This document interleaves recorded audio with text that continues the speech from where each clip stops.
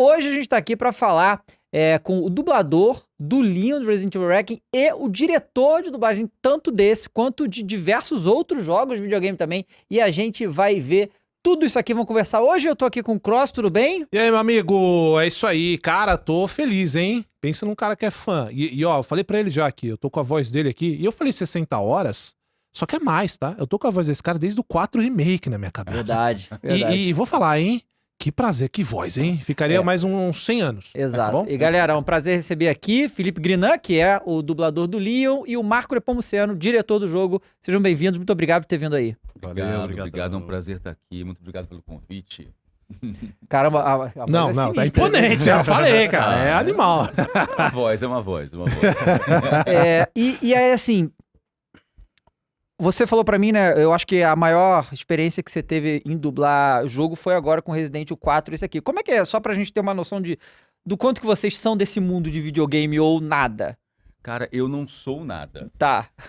Eu costumo dizer que a gente trabalha com tela o dia inteiro. Aham. Então o lazer dificilmente vai ser a tela, né? Meu lazer tem que ser fora de casa. Faz Então, sentido. Ver série, ver filme, jogar, me prende na tela de novo. Uhum. Então já é o dia inteiro, tela. Então, mas o lance dos fãs foi tão grande, o hype foi Sim. tão grande, que eu na sexta-feira eu joguei com o pessoal. Ah, né? legal. Levei um PS5 lá pra casa, joguei a primeira parte com a Grace, depois a primeira parte com o Leon, e aí eu vou ter que comprar meu PS5. Não vai ter jeito, eu vou comprar. Pois é que é uma coisa que eu vejo as pessoas, às vezes, tendo uma ideia um pouco equivocada, assim. Tem um jogo que saiu recentemente, que foi muito, muito popular ano passado, na verdade, foi o maior jogo do ano, que chamava Claro Obscura. E um dos atores que fez foi o Charlie Cox, né? Ator que faz, ator de Hollywood e tal. E ele não tinha ligação nenhuma, nem com videogame, nem com jogo, nem com nada. E o povo ficava o tempo todo falando com ele isso e entender que para profissionais nisso, você não tem que ter uma ligação emocional com aquilo para entregar um bom trabalho. Vocês fazem isso com todos os personagens que vocês lidam, né? Se a gente fosse, né, se dedicar a todos os personagens, claro. tudo que a gente faz, né, não tem como. Sim. Entendeu? Eu particularmente já sou um pouco mais... boa. Eu sou bastante viciado com jogo desde muito moleque. Ah, que legal. Eu curto jogo de tabuleiro, RPG, baralho, card game e videogame. Agora, principalmente, a gente acaba tendo que jogar mais, inclusive, por conta de acompanhar as coisas, entender as mecânicas e tudo. Por exemplo, agora, para fazer o Resident, dar uma boa... Pelo menos uma pincelada em cada coisa é bom pra gente também não fazer uma troca indevida, né, cometer algum erro. Não, Zé. E no caso do Resident, você já tava ligado do que é a franquia, né? Do Sim, colosso sim, que é sim, essa franquia. sim. Sendo dos games, Sim, então já sim. ficou um pouco mais tranquilo de entender a importância do personagem. A essas alturas a gente pode falar, né? Da volta do personagem, que é um negócio muito Exatamente. marcante, muito forte. Você já tinha noção disso, então? Sim. E eu também participei do 4, né, como dublador. Uhum. Eu, Ah, você bloqueei no quarto. eu sou mercador. Ah, Mercador, é verdade. Porra! É verdade. Muito foda. E então, assim, não tem como, né? Assim, Aham. O Resident me acompanha desde moleque, apesar de eu não ter jogado todos. É uma franquia que a gente sabe o tamanho colossal que ela tem, como que os fãs. E a gente conversou mais cedo, né? O 4 fez um sucesso muito grande. Uhum. Então tem uma responsabilidade em cima de Uhum. mim e dele, uma expectativa de que pelo menos mantenha aquele nível. E o jogo em si foi um jogo muito bom. Uhum. Né? Foi. Então a gente tinha uma expectativa que eu acho que a gente tentou aí dar o nosso jeito. aí. Cara, eu acho assim, é porque a gente acompanha videogame há muito tempo, né? E a mídia de videogame há muito tempo também. E não é desde sempre que os jogos são dublados em português. Sim. Na verdade, não é desde sempre que os jogos nem tem a tradução para português. Hoje em dia, o Brasil se tornou algo muito gigante no mundo dos games, então a maioria das coisas vem dublado e com localizado, né? Que é o termo localizado em português. Mas não era sempre assim. E o Resident Evil, esse não era mesmo. Sim. Até não faz muito tempo. É o 4 Remake, né? Foi o 4 Remake, Começou no exato. 4 Remake. Então foi algo muito marcante pra gente aqui, e é aquela coisa. Infelizmente, aqui no Brasil, a gente já teve algumas dublagens de jogos que não ficaram muito boas. E conhecendo a dublagem brasileira, porque assim, a galera que dubla os jogos, as vozes, né, dos atores, é a mesma galera que dubla filme e série. E a gente sabe, assim, eu sei que eu sou clubista, mas pra mim a dublagem brasileira é a melhor do mundo. E a gente pega assim, Disney e tal, todo esse...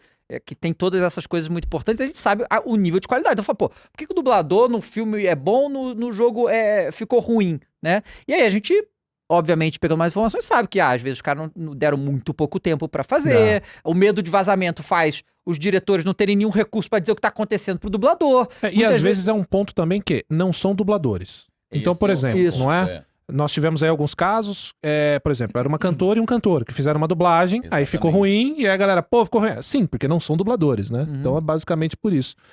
E aí o que acontece?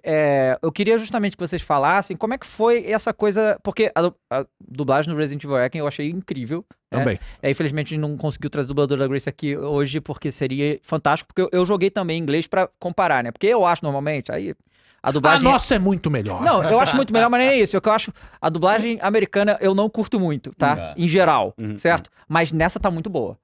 E aí eu botei pra comparar e tal. Ainda prefiro a nossa, mas a dublagem americana ficou muito boa também. Então, assim, quem prefere em inglês também vai ter uma boa dublagem aí nessa parada.